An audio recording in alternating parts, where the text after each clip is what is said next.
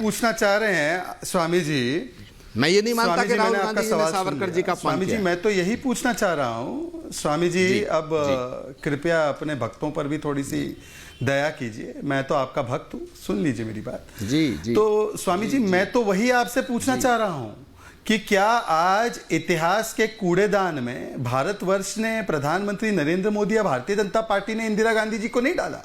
ना हम डाल सकते हैं, वो एक अप्रतिम शख्सियत है, परंतु क्या राहुल गांधी ने उनकी सोच को कूड़ेदान में डाल दिया है?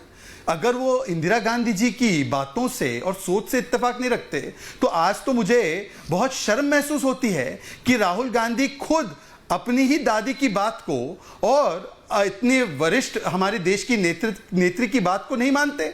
तो मैं तो राहुल गांधी की इसीलिए उनका खंडन करता हूं क्योंकि वो इंदिरा गांधी जी की बात को नहीं मानते।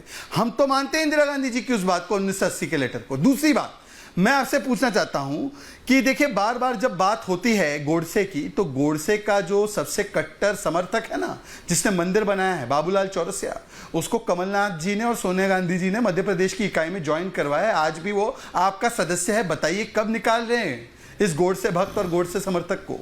और तीसरी बात मैं आपसे पूछना चाहता हूं, देखिए बार बार जो ये कहा जाता है ना कि समीक्षा होनी चाहिए, चलिए राहुल गांधी समीक्षा करे तो कम से कम ईमानदारी से करे।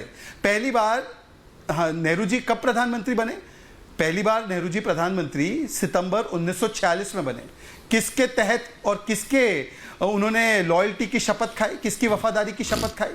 उस समय पर यूनियन जैक के तहत ब्रिटिश हुकूमत की, उस समय राजा होता था, राजा की उन्होंने शपथ खाई और उन्होंने अपना प्रधानमंत्री पद के भार को संभाला।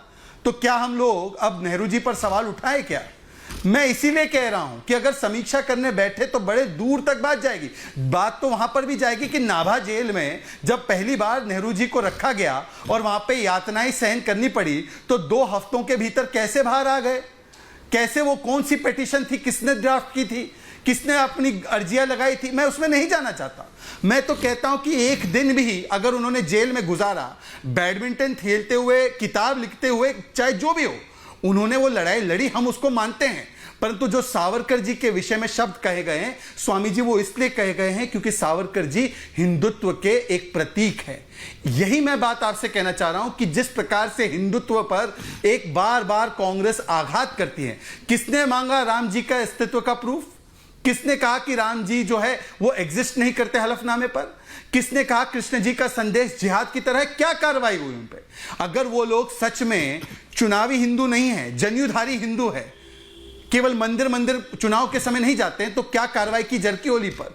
क्या कार्रवाई की शिवराज पाटिल पर? क्या कार्रवाई की कमलनाथ पर, जो हनुमान जी के आकृति को, उनके जो प्रतिमा को केक पे बनी हुई उसको काटने का दुस्साहस करते हैं? बताइए।